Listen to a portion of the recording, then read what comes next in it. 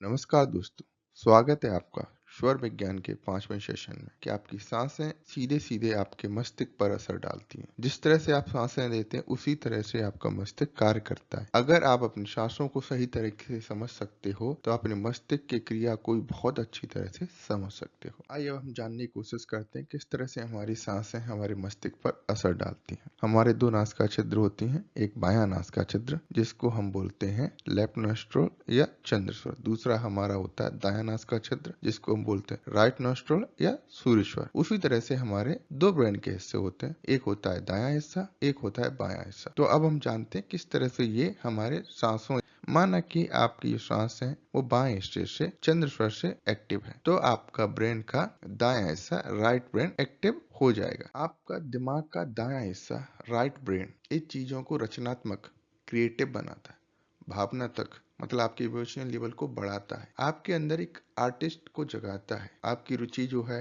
कला, संगीत, painting, dance इनमें बढ़ाएगा। तो ये हिस्सा बहुत जरूरी है जब आप कोई क्रिएटिव आर्टिस्टिक वर्क कर रहे हो। तो कोशिश करो उस समय आपकी बाईं नासिका चल रही हो जिससे आपका ब्रेन का दायां हिस्सा मतलब राइट ब्रेन एक्टिव हो सके। अब हम जानते हैं अगर आपकी राइट नॉस्ट्रल सूर्य स्वर चल रहा हो तो आपका लेफ्ट ब्रेन बायां ब्रेन का हिस्सा एक्टिव होगा। ये ब्रेन का हिस्सा हमारा बहुत जटिल चीजों जैसे गणित हुआ, जटिल भाषा हुई, चीजों को नियंत्रित करता है। जो भी आप जटिल से जटिल काम कर रहे हो वो हिस्सा इस लेफ्ट ब्रेन हेमिस्फीयर में आता है, मतलब आपके बाएं ब्रेन के हिस्से से कंट्रोल होता है। अगली बार जब भी कोई आप गणित का कॉम्प्लेक्स सवाल सॉल्व कर रहे हो कोशिश करना कि उस समय आपका दाएं नासिका सूर्य स्वर चल रहा हो। आप जब भी कोई भाषण देने जाओ स्टेज पे तब भी आपको अपने सूर्य स्वर की जरूरत होती है। आपको दाएं नासिका का से ज्यादा सांसें चलनी चाहिए उस समय।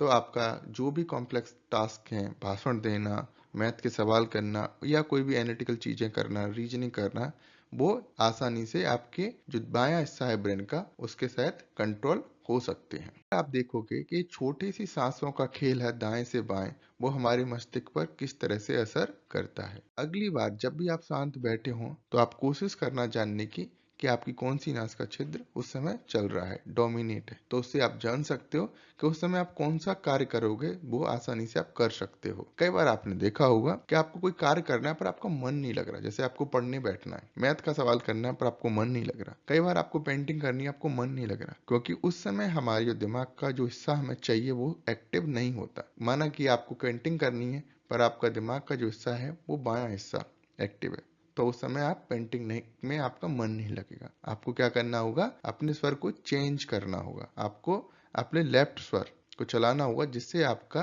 ब्रेन का राइट हेमिस्फीयर एक्टिव हो सके। अब हम जानते हैं स्वर योगी रात दिन में अपने स्वर को किस तरह से कंट्रोल करते हैं, किस तरह से चलाते हैं। स्वर योगी क्या करते हैं, रात्रि में सूर्य स्वर को ज्यादा चलाते हैं क्योंकि रात्रि में सूर्य नहीं होते, चंद्रमा होते हैं, जिससे इस संतुलन को बनाए रखने के लिए कि उन्हें सूर्य की एनर्जी भी उस समय मिलती रहे, चंद्र उस समय एक्टिव होते हैं तो वो रात्रि में सूर्य स्वर को चलाते हैं। उसी तरह से दिन में चंद्रमा नहीं होते और सूर्य एक्टिव होते हैं तो इसलिए दिन में ज्यादा से ज्यादा वो चंद्र नाड़ी को चलाते हैं, जिससे कि वो बाहरी वातावरण के और आंतरिक शरीर के जो बीच का संतुलन है उसे आसानी से बना सके। Thank you for watching, please like and subscribe.